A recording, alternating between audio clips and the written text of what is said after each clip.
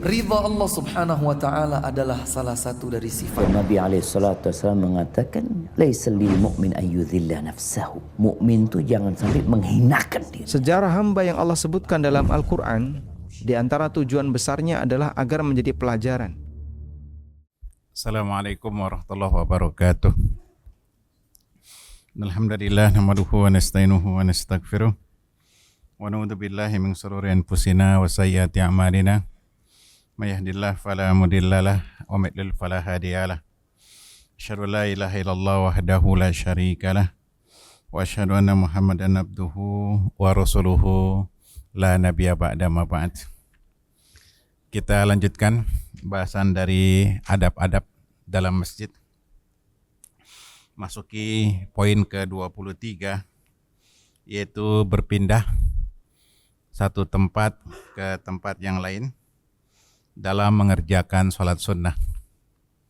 Jadi sunnah, kalau kita mengerjakan sholat wajib, selesai kita geser untuk mengerjakan sholat sunnah. Ada beberapa pembahasan. Pertama, ini hukumnya sunnah, tidak wajib, bergeser sehabis sholat wajib. Yang kedua, kalau tidak memungkinkan, jangan dipaksakan sehingga melangkahi orang yang sedang sholat di belakang. Seringkali orang mau mengerjakan sholat sunnah, dia bergeser ke kanan, ke kiri, ternyata ada yang sedang sholat. Akibatnya dia melewati orang yang sedang sholat. Ini haram. Kalau memang nggak ada tempat, ya sudah. Di tempat yang sudah ada, dia itu di tempat sholat wajib. Jadi nggak perlu bergeser. Gitu. Yang ketiga, bergeser itu bukannya mundur ke belakang. Karena dipahami oleh banyak orang ketika habis sholat wajib, bergesernya mundur ke belakang. Bergeser tuh ya ke kanan, ke kiri, ke depan, ke belakang. Nggak harus ke belakang, jadi dipahami itu ke belakang. Boleh kita maju, boleh geser ke kanan sedikit, geser ke kiri sedikit. Jadi gesernya nggak perlu jauh-jauh, cukup ke kanan atau ke kiri, ya. Yang keempat, alternatif dari geser itu bicara. Ya, bicara. Atau mungkin ada makan atau minum. Jadi seandainya kita nggak geser, kita ngobrol sama sebelah. Assalamualaikum mas, waalaikumsalam. Gimana? Apa kabar ya? Gitu. Enak zamanku toh, gitu umpamanya. Jadi yang penting kita ngomong, ya. Kita ngomong sama sebelah kita. Nggak perlu geser. Jadi ini pengganti geser, alternatif geser, kita ngomong. Ya. Kita ngomong. Kalau enggak minum, misalnya kan suka ada dikasih kayak minuman mineral. Minum itu sama kayak bicara. Jadi kalau kita minum, setelah habis minum kita ngerjakan sholat sunnah. Gitu. Nah ini alternatif ya. Jadi jamaah sekalian, poin yang keempat, kalau kita enggak geser, kita bisa ngobrol atau mungkin minum.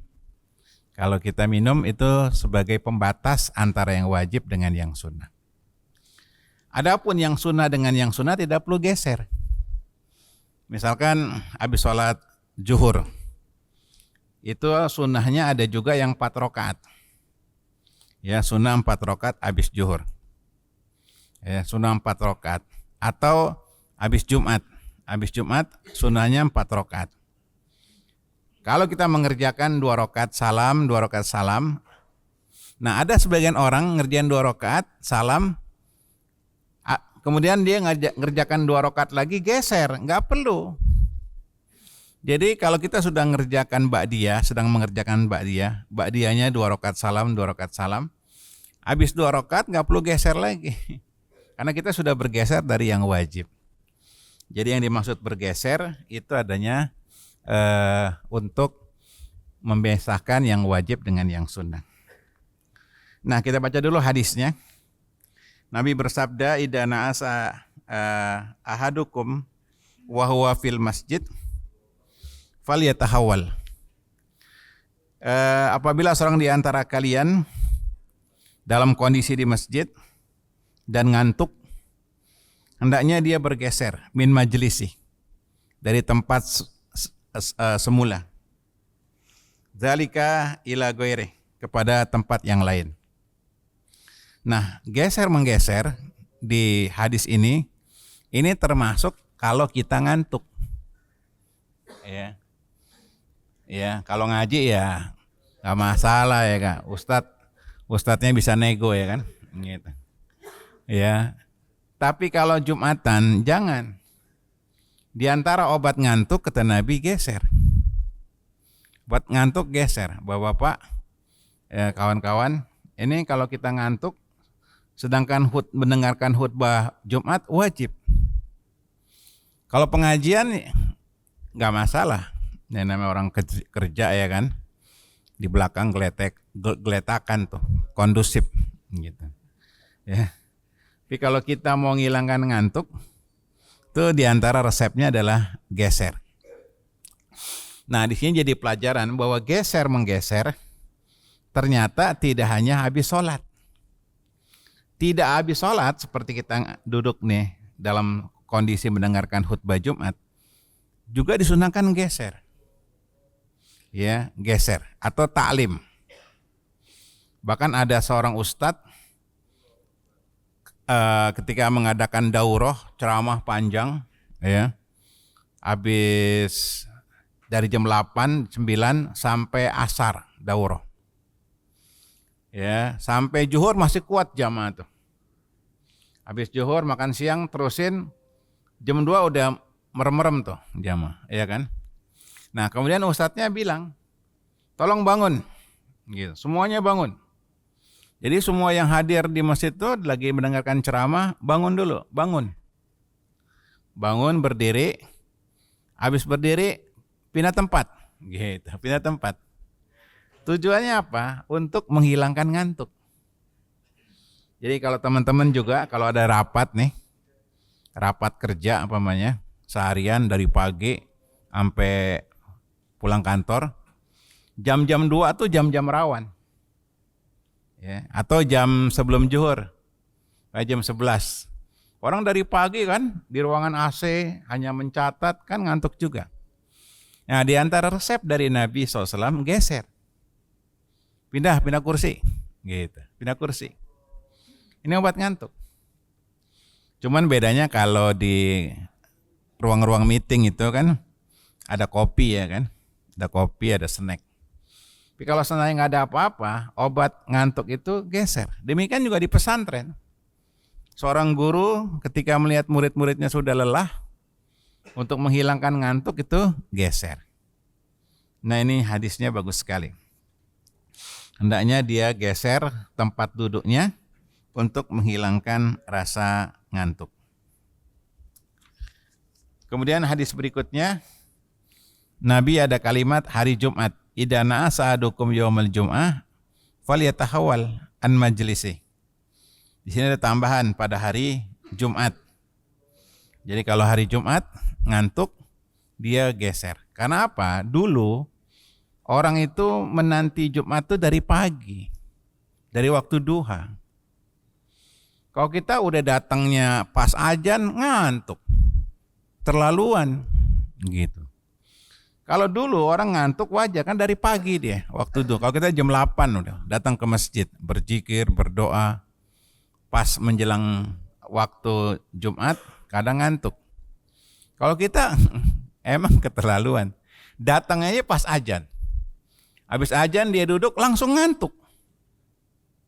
Nah, jamaah sekalian, ngantuk itu ada dua.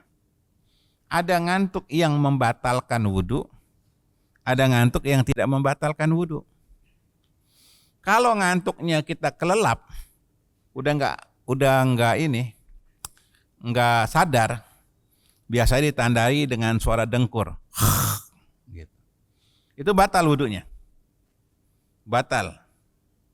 Ya, harus wudu. Harus wudu lagi. Batal wudunya. Tolong kasih tahu ya. Teman-teman yang mungkin dia lelah, ya kan? Dia tidur sampai nggak sadar, lelap. Kan suka ada yang palanya jatuh ya, gitu. Nah itu batal wudunya. Ada yang ngantuknya tidur ayam. Dia merem tapi masih dengar. Ustadznya nyinggung-nyinggung terus nih, gitu. Dia masih dengar. Dia apa ya? Enggak pulas. Ya, tidur ayam orang bilang. Matanya merem tapi dengar kupingnya. Nah, ini tidak batal. Ini tidak batal. Ya, sekali lagi ini tidak batal. Yang batal itu kalau hilang. Hilang akalnya walaupun sekian detik batal.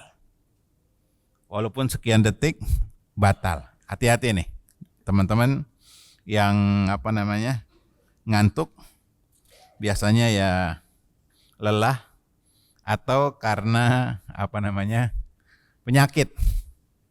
Ya, gulanya naik, itu gampang tidur. Makanya orang-orang yang kena penyakit gula itu duduk dikit dia pules. Nah, jadi solusinya tolong ya, usahakan kalau mau Jumatan dia mandi. Yang kedua, kalau enggak itu dia cari tempat yang jangan yang dingin, jangan yang di bawah AC, jangan yang nyender. Ya, syukur-syukur di depan biar kelihatan ustadznya. Ya kan? Jadi kalau posisi dia ngantuk, kemudian di bawah AC, kondusif, langsung pules. Ya kan? Bangun-bangun udah bubar Jumatan. Ada jadi posisi tidur gitu. Posisi tidur dijaga gitu. Ya, posisi duduknya dijaga. Nah, ini hukum seputar geser habis sholat. Apa hikmahnya? Pertama, hikmahnya untuk membedakan yang wajib dengan yang sunnah. Jadi agama sedini mungkin mencegah supaya tidak ada penambahan agama, tidak ada penyimpangan dalam agama. Jadi digeser antara yang wajib dengan yang sunnah supaya terjadi pemisahan antara ibadah yang wajib dengan ibadah yang sunnah. Yang kedua, hikmahnya adalah untuk mendapatkan pahala lebih besar. Karena tempat yang kita dudukin ini nanti jadi saksi pada yaumul qiyamah. Ya, karpet ini jadi saksi. Walaupun karpetnya udah diganti-ganti, bumi ini jadi saksi pada yaumul qiyamah bahwa kita pernah sholat sunnah, sholat wajib di bumi Allah, di Pulau Gadung, Rawagelam, gitu ya kan? Rawagelam ya? Ya, Rawagelam, Jalan Rawagelam. Ya, ini kita jadi saksi bumi dengan bergeser itu. Ya, kemudian yang ketiga, hikmah dari bergeser itu untuk menjelaskan tentang bahwa sholat harus dikerjakan dengan semangat. Ya, khawatir kalau kita nggak geser kita ngantuk. Kita geser supaya kita lebih segar. Wallahu a'lam bishawab. Bab berikutnya, sholat di gereja. Ya. Dan merubah gereja jadi masjid. Jamaah sekalian, pada prinsipnya kita nggak boleh sholat di tempat sholatnya ibadahnya orang-orang kufar. Kita nggak boleh sholat di tempat ibadahnya orang-orang kafir. Ya, jangankan tempat ibadah, di suatu ruangan yang di situ ada simbol-simbol orang kafir, nggak boleh kita sholat di situ. Kita numpang sholat di rumah teman kita yang agamanya Nasrani. Ternyata di tempat sholat kita itu kamarnya ada gambar salib, ada patung salib, ada simbol-simbol Tuhan mereka. Nggak boleh sholat di situ. Jadi ruangannya itu harus steril dari Tuhan-Tuhan, dari simbol-simbol Tuhan agama lain. Gitu. Perhatikan nih, Maka nggak boleh kita sholat di tempat ibadah orang kafir. Baik gereja, pura ya. Pura, kalau Yahudi sinagog, ya candi, nggak boleh. Termasuk mengerjakan amaliyah ibadah yang lainnya. Berdoa, nggak boleh. Sehingga nanti ada kesamaan ibadah muslim dengan ibadah orang kafir. Dulu pernah kita bahas di kitab Tauhid. Kita nggak boleh nyembelih hewan di tempat ibadahnya orang-orang kafir. Masih ingat gak dulu kitab Tauhid? Bab tentang sembelihan di tempat yang salah. Umpamanya di tepi pantai, tempat orang-orang masyarakat menyembah Nyi Roro Kidul. Ya, tepi pantai selatan. Kemudian di situ kita nyembelih hewan kurban, nggak boleh.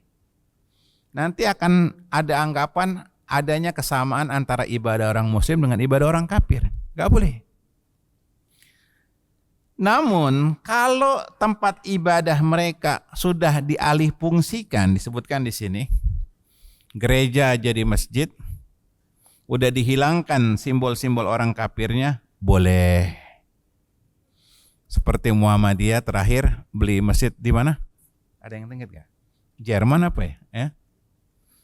Terakhir tuh dengar beritanya Muhammadiyah beli masjid bagus tuh di Jerman kalau nggak salah ya, saya lupa ya.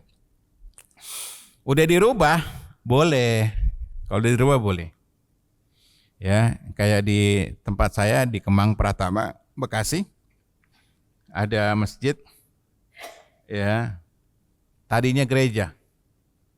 Ya, tadi gereja dibeli jadi masjid. Atau tempat ibadah, tempat jahiliyah sudah dialih fungsikan, boleh. Jadi ada dua masalah bagi kita. Masalah pertama, tidak boleh ibadah di tempat orang kafir. Candi ibadah orang kafir, tempat orang kafir. Ya, secara umum ya candi. Walaupun ada candi yang dibuat bukan tempat ibadah, kayak Borobudur. Borobudur, cerita yang sahih, riwayat yang sahih, ternyata itu bukan tempat ibadah orang Buddha. Borobudur, para ahli sejarah mengatakan ternyata itu adalah peninggalan kaum muslimin yang dari Rusia, ya Uzbekistan. Itu kenang-kenangan dia cari duit di Indonesia, dia bikin ornamen seluruh budaya yang ada di Indonesia, yang ada di Nusantara. Gitu. Satu orang itu. Ya, sehingga di bagian bawah Candi Borobudur itu ada ornamen perzinahan. Perempuan telanjang dan seterusnya. Makanya ditutup oleh Departemen Pendidikan karena porno. Makanya Buddha nggak mengakui Candi Borobudur sebagai situs mereka. Tadinya saya termasuk melarang, nggak boleh berdoa di Candi Borobudur dan nggak boleh kita mengunjungi Candi Borobudur karena tempat ibadah orang kafir. Tapi sehubungan ternyata ditemukan sejarah baru, bukti baru bahwa Candi Borobudur bukan ibadahnya orang Buddha. Jadi boleh kita datang kunjung ke Borobudur dan seterusnya. Tapi sayang, kadang diklaim-klaim oleh Buddha, kita suruh pakai pakaian yang seperti orang Buddha. Jadi sekali lagi Borobudur ini bukan situs tempat ibadahnya orang di luar Islam. Bukan orang Buddha, bukan. Ini murni adalah seni. Ya, murni adalah seni. Ya, jadi seandainya kita mau datang ke Borobudur, masuk boleh hukumnya. Boleh, tapi jangan sampai kita berdoa kepada patung-patung yang ada di situ.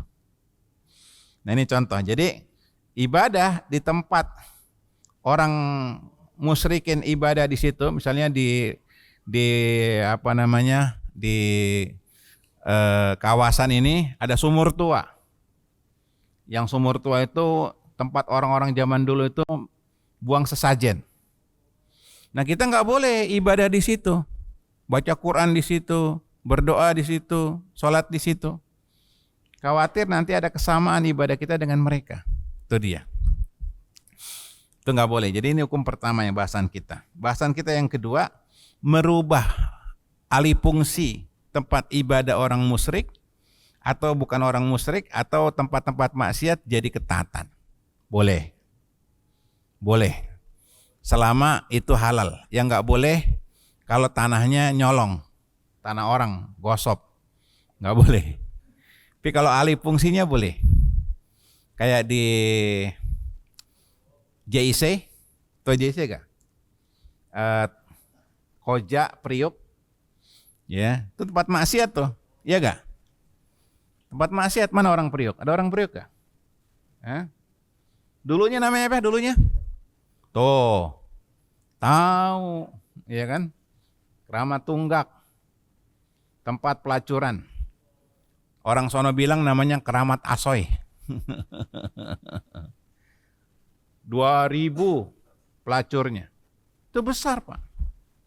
Alhamdulillah, Allahu Akbar. Alhamdulillah. Saya dulu ngajar sana. Daerah sana. Gitu.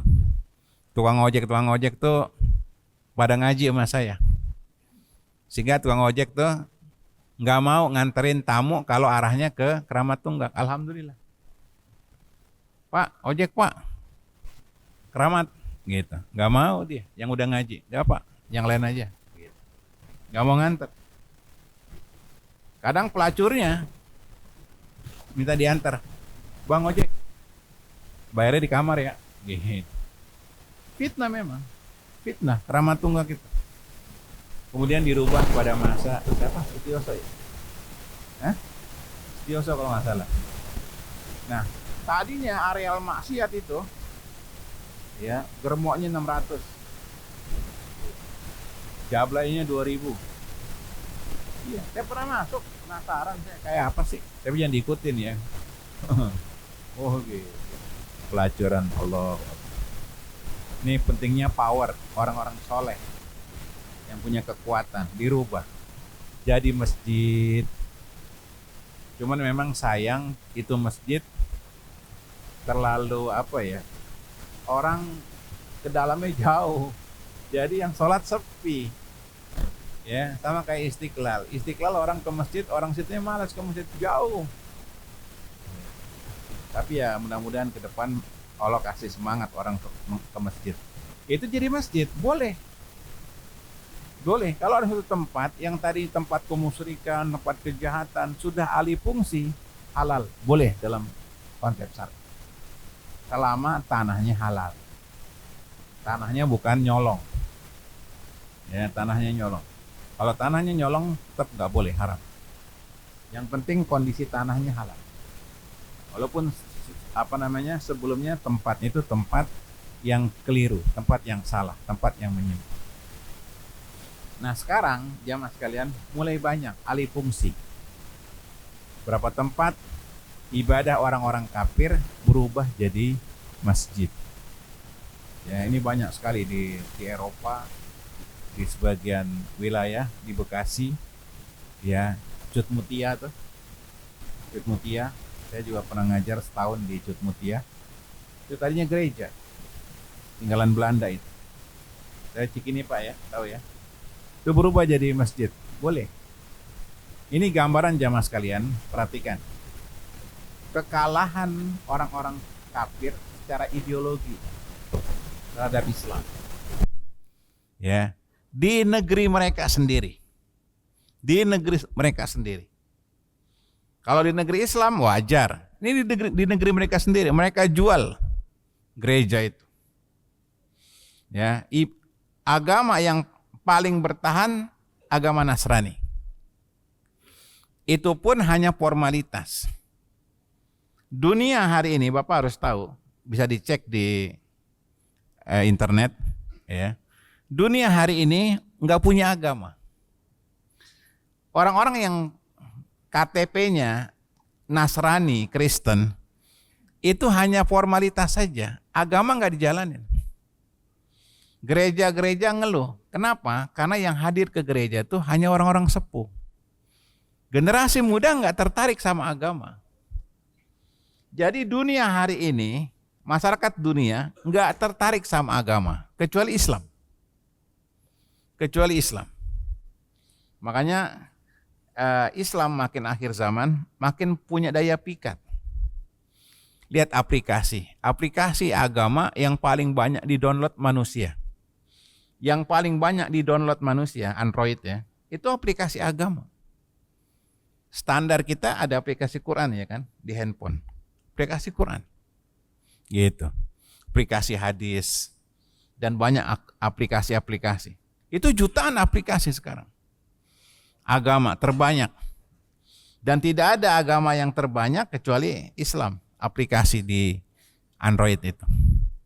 Nah, jadi intinya sekali lagi, kalau merubah satu tempat yang tadinya maksiat menjadi ketaatan, hukumnya boleh. Dan ini tidak terkait hanya masjid, terkait juga yang lain. Selama, perhatikan ya, selama tidak timbul fitnah. Ya. Misalkan ada kasus rumah bordir, rumah pelacuran, dirombak untuk jadi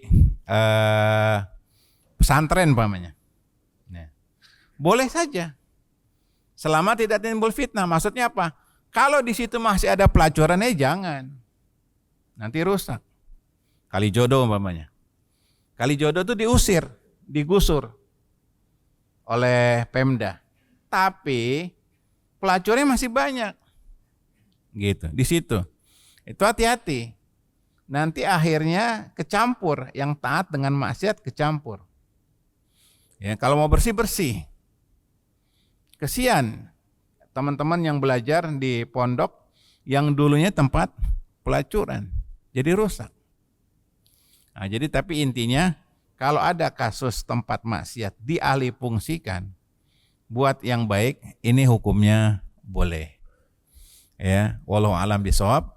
Tidak hanya masjid, tapi bangunan-bangunannya yang lain, kalau ketika dialihfungsikan, selama barangnya itu halal, boleh. Ya, boleh.